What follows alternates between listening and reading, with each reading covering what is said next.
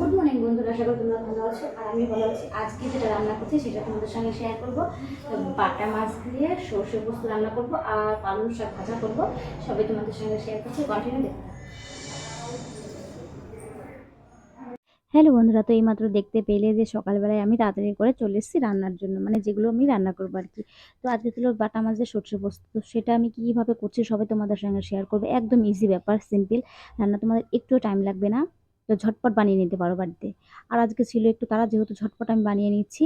প্রথমে দিয়ে দিলাম তেজপাতা, জিরে ফোড়ন। তারপর এই যে এখন দেখতে পাচ্ছি একটু নাড়াচাড়া করে দিয়ে যে শিলনোড়া, মানে বেটেছি যেটা, ধুয়ে একটু জল ছিল সেটা আমি দিয়ে দিলাম। তো পরিমাণ মতন ঝোল দিয়ে দিয়েছি। তারপর লবণ, হলুদ, যা লাগে সব কিছু দিয়ে দেবো আর কি। আর সর্ষে পোস্ত দিয়ে একটু আদা আর কাঁচা লঙ্কা ভালো করে বেটে নিয়েছি। তো ওইটা মিশিয়ে রেখেছি, একটু জলটা মানে ঝোলটা একটু ফুটতে পারে ওটা দিয়ে দেবো আর কি। তো ফুটেই এসছে। আর মাছগুলো দিয়ে দিই যাতে মাছগুলো একটু নরম হয়ে যায়, আর না ফুটলে পরে একদমই ভালো লাগে না। তো সেই কারণে এখন পরিমাণ মতন দিয়ে এখন ভালো করে নাড়াচাড়া করে নিচ্ছি। নাড়াচাড়া করে নেওয়ার পরে একটু ফুটে যখন যাবে, একটু ঝোলটা একটু কমে কমে আসবে, বেশ একটা গ্রেভি গ্রেভি ভাব চলে আসবে, তখন আমি রেসিপিটা নামিয়ে নেব। তো ভীষণ টেস্টি হয়েছিল খেতে।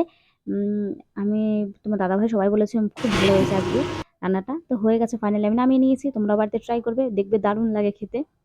একদম সিম্পল রান্না। আর নিয়েছিল রসুন সম্বারা দিয়ে দিলাম। এখন দিয়ে দিলাম পালং শাক ভাজা করবো আর কি। পালং শাক এই সিজনে এখনো পালং শাক পাওয়া যাচ্ছে আর কি এখানে।